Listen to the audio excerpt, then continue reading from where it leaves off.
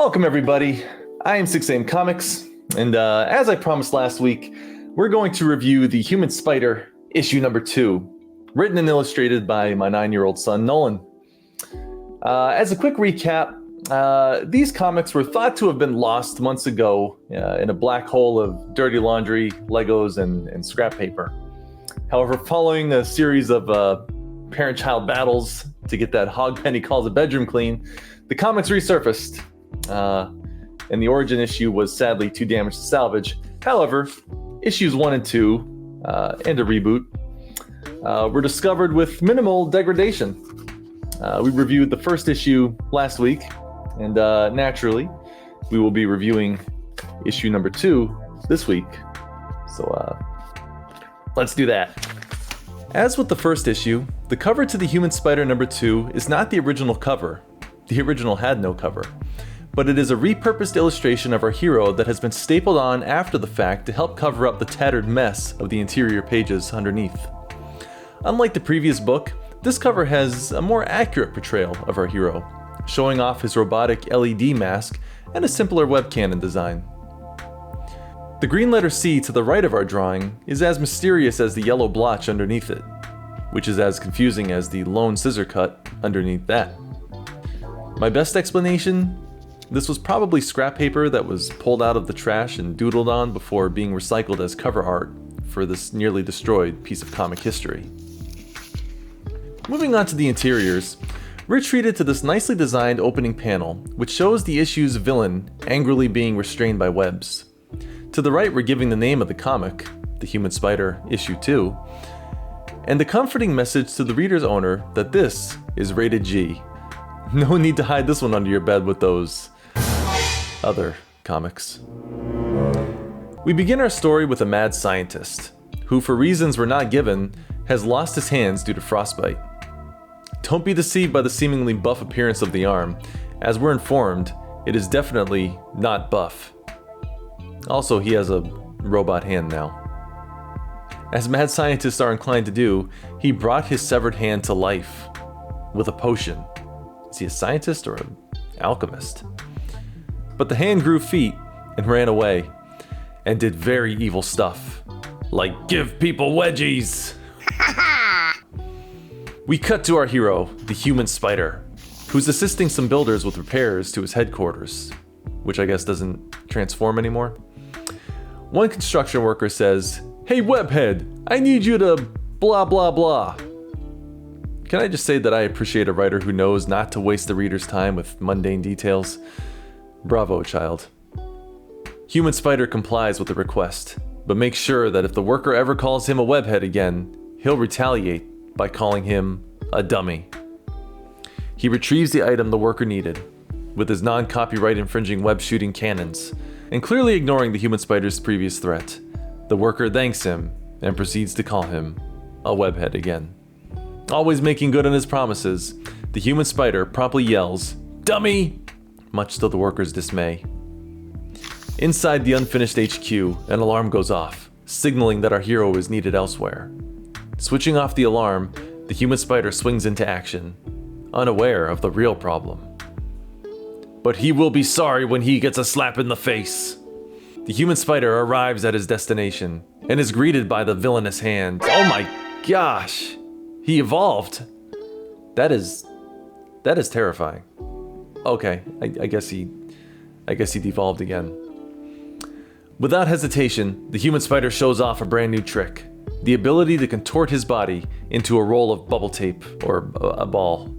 I guess it's just a ball. Smash ya! He springs forward and ironically slaps the hand in the face. Don't tell me that's G-rated. As with the last issue, our portrayal of the action switches to an old-timey film footage, and the Human Spider unleashes a second spring ball attack on the hand, killing him. Nope, he's fine. A third attack is attempted, but the villainous hand has wizened up to our hero's repetitive attack, and swats our balled-up protagonist away, launching him out of our atmosphere. Could this be the end of the Human Spider? Of course not!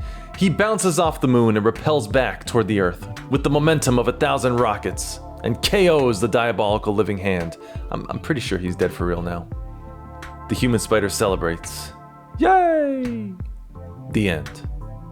As with our last issue, there's multiple layers to one's enjoyment of this classic comic book tale.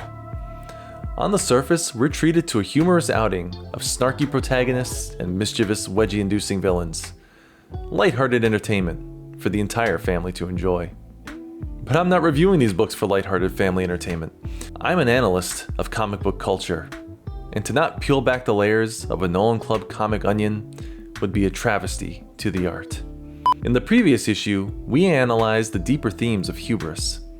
In this issue, if I had to give it a theme, I'd say it's consequences. Even as early as the opening panel, one can deduce that this image is the portrayal of our antagonist following the epic showdown, bitterly entrapped by the human spider's webs, the result of a life devoted to mischief and anarchy. Though I'm pretty sure he's dead. Let's take a look at the mad scientist who created our sentient appendage. Clearly a man unwilling to learn from his mistakes. We don't know the nature of the experiments he was performing, but we do know that they ultimately led to the loss of his hand, the first domino in this tragic tale. And in a classic example of two wrongs don't make a right, rather than simply making do with a robotic hand, he decided to resurrect his frostbitten digits. This not only led to the creation of an evil life form, but also resulted in a devastating consequence for our woeful scientist, a wedgie of ungodly proportions. Even our good guys aren't exempt from the power of the mighty consequence. Take our construction worker, a man who played fast and loose with the golden rule. Do unto others as you would have them do unto you. He calls the human spider a webhead, and despite a very clear warning from our arachnid-themed hero that he would be forced to retaliate with some name-calling of his own, the worker refused to listen, and repeat offended the human spider with yet another casual use of the term webhead. He indeed suffered the consequences, and was left a broken man by a soul-shattering insult from our hero. Dummy. I think perhaps the most subtle of consequences, however, came for the title character himself, the human spider. As we can see, his once transforming HQ is in need of major repairs. While anybody would casually assume this was the result of some unseen battle, I think the answer lies within a connecting thread to our previous title. I believe these costly repairs are a simple consequence of our hero's hubris. A transforming HQ was not only unnecessary, but clearly a self-centered flex, a show of power from a cocky warrior. And where did this peacocking lead him? To expensive repairs by contractors who clearly don't respect him. Wow. Brilliant as always. Speaking of consequences, if Nolan ever lets his room get to the condition it was in when I discovered these comics, I'm gonna...